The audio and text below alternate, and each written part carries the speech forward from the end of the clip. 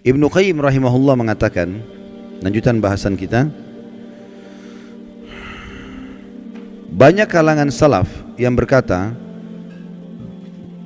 setelah mereka meninggal orang-orang pun sering mendatangi kuburan mereka, lalu membuat patung-patung mereka. Kemudian setelah masa demi masa berlalu, akhirnya disembahlah patung-patung tersebut. Ini maksudnya penjabaran daripada tafsir tadi Al-Quran itu, ayat sebelumnya yang sudah kita baca. Tadi kita sedang membahas tafsir surah Nuh ayat 23 ya. Jadi awal-awalnya dibuat patung-patung, sampai akhirnya di kuburannya mulai dibuat patungnya, dengan alasan syaitan bisikan supaya tidak lupa mukanya ya.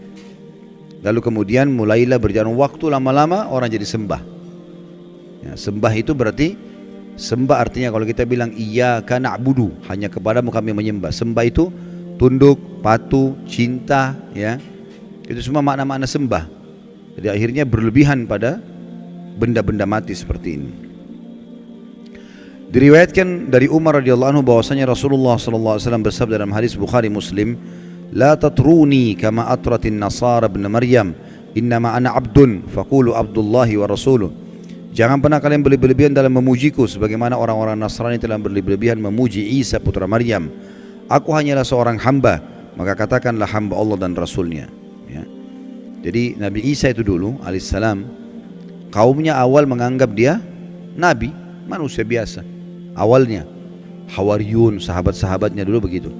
Berjalan waktu, mereka mulai menganggap Isa ini manusia suci dan lahir tanpa ayah, berarti dia anaknya Tuhan. Mulai pindah ke situ, namanya gulu, berlebihan. Akhirnya memposisikan Nabi Isa alaihissalam bukan lagi pada posisinya sebagai utusan Allah saja, tapi sudah luar biasa, sampai pada tingkat yang menganggap Isa dan ibunya Maryam alaihissalam adalah Tuhan. Awalnya tidak, tapi lama-lama ke situ. Awalnya cuma oh ini orang soleh, ini nabi. Oh, akhirnya mulailah diinterpretasikan, dijabar-jabarkan. Nah ini kayaknya dia lahir tanpa ayah, berarti anaknya Tuhan nih. Nah berarti ya, supaya kita tidak lupa buat patungnya. Sekarang orang Nasrani banyak tidak sadar, mereka bukan lagi sembah Allah, bukan juga bahkan sembah Nabi Isa, tapi sembah apa? Patung. Ditaruh patung di situ, mengatakan itu patung Nabi Isa, patung Maryam. Patung nggak ada hubungannya sebenarnya, tapi seperti itu. Dan apa bedanya dengan kaumnya Nabi Nuh yang tadinya buat patung, awal-awal diminta-minta, lama-lama akhirnya disembah gitu. Sementara Nabi Isa alaihissalam berlepas tangan dengan itu ya. Saya nggak tahu sudah pernah saya bacain belum dalam surah Al-Maidah ayatnya. Belum. Kita buka sekarang Al-Maidah, kita lihat bagaimana Nabi Isa alaihissalam nanti pada hari kiamat itu kalau tidak salah di ayat 116 ya. Bagaimana Nabi Isa alaihissalam nanti dihakimi oleh Allah, maksudnya Allah subhanahu wa ta'ala akan mengajak bicara Isa di depan makhluk semuanya, terutama pengikutnya yang menganggapnya sebagai Tuhan. Sudah buka 116? Baik, saya bacakan. A'udzubillahi minasyaitonirrajim. Wa idh qala Allahu ya Isa ibn Maryam anta qulta lin-nasi ittakhiduni wa ummi ilahaini min dunillah. Qala subhanaka ma yakunu li an aqula ma laysa li bihaq. In kuntu qultuhu faqad alimta ta'lamu ma fi nafsi wa la a'lamu ma fi nafsik innaka anta 'allamul ghuyub. Dan ingatlah ketika Allah berfirman, hai Isa putra Maryam, maksudnya nanti hari kiamat nih, di depan orang-orang semua, apakah engkau mengatakan kepada manusia, jadikanlah aku dan ibuku dua Tuhan selain Allah? Maksudnya ada Tuhan lain ya, Trinitas yang mereka bilang itu. Isa menjawab alaihissalam, maha suci engkau, tidaklah patut bagiku mengatakan apa yang bukan hakku mengatakannya. Jika aku pernah mengatakan, maka tentulah engkau mengetahui apa yang ada pada diriku, dan aku tidak mengetahui apa yang ada pada diri engkau. Sesungguhnya engkau maha mengetahui perkara-perkara yang gaib. Lalu Nabi Isa mengatakan 117-nya, ma qultu lahum illa ma amartani bihi an ibudullaha rabbi wa rabbakum wa kuntu alaihim syahidan ma dumtu fihim falamma tawaffaitani kunta antar raqiba alaihim wa anta ala kulli syai'in syahid. Aku tidak pernah mengatakan kepada mereka kecuali apa yang engkau katakan kepadaku, yaitu sembahlah Allah Tuhanku dan Tuhan kalian. Ini ajaran Nabi Isa AS kepada orang-orang Nasrani. Enggak pernah dia bilang jadikan saya sebagai anak Tuhan, jadikan ibu saya sebagai Tuhan. Dan aku menjadi saksi terhadap mereka selama aku berada di antara mereka.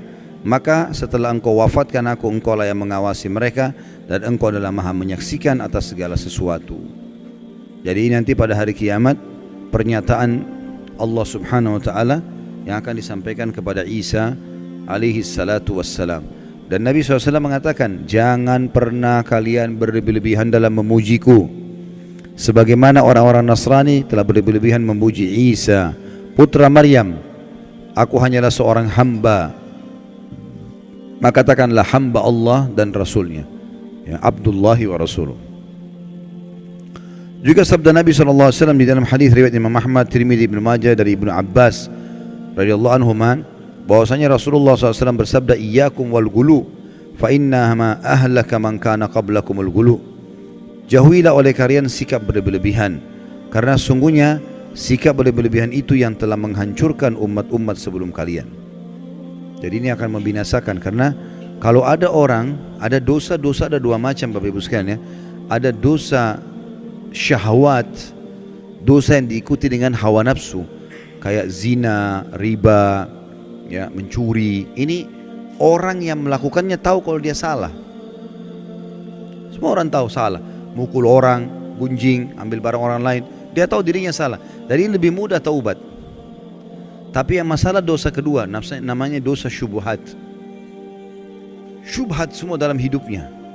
Dia pikir dirinya ibadah padahal lagi salah. Ini bahaya sekali. Orang nggak tahu masuk dalam syirik, masuk dalam bid'ah. Dia pikir dirinya ibadah padahal sebenarnya salah. Diingatkan Rasulullah tidak pernah contohkan, nggak apa-apa. Loh, kok nggak apa-apa ini? Gimana caranya nggak apa-apa? Nabimu tidak pernah contohin, nggak apa-apa? Gimana? Sahabat nggak pernah contohin, nggak apa-apa? Ini bahaya sekali, ini resikonya besar ya. Seakan-akan orang mengatakan kalau Rasulullah SAW masih hidup, tidak apa-apa ya Rasulullah, saya kerjain nih. Walaupun anda belum ajarkan. Kira-kira kalau dia bilang begitu depan Nabi, diapain sama Nabi itu? Pasti dia dihardikin, tidak boleh. Gimana caranya? Ya. Para sahabat saja tidak ada yang berani itu. Ada yang pernah bilang, kan ada beberapa sahabat yang melakukan perbuatan Nabi nggak pernah contohkan. Jangan lupa loh, waktu itu wahyu masih turun. Dan ada dalam sunnah-sunnah Nabi ada namanya kauliyah, perkataan, ada fi'liyah, ada perbuatan, ada takririyah, persetujuan Nabi. Kalau sesuai dengan wahyu, Nabi enggak tegur, Nabi biarin aja. Kalau dilarang, Nabi larang. Karena wahyu lagi proses turun. Kalau sekarang Nabi SAW sudah meninggal, agama Islam sudah sempurna, gitu kan? Untuk apa kita mengatakan boleh kita tambah-tambah? Kan jadi masalah. Syubhat jadi dia. Dia pikir dirinya ibadah padahal lagi salah. Kan ini jadi masalah ini. Habis waktunya bertahun-tahun dalam hal-hal yang tidak ada gunanya, gitu kan? Orang jaga kuburan di situ dipakai kesyirikan. Orang minta-minta pada jenazah, dianggap dirinya ibadah. Duit ambil dari situ, hidup dari situ, ini kan masalah ini. Jadi banyak orang subhanallah tidak sadar padahal dia masuk dalam dosa syubhat. Dan ini lebih bahaya karena orangnya susah taubat. Dianggap dirinya benar soalnya. Ini masalah ini, ya. Mudah-mudahan Allah selamatkan kita dari situ.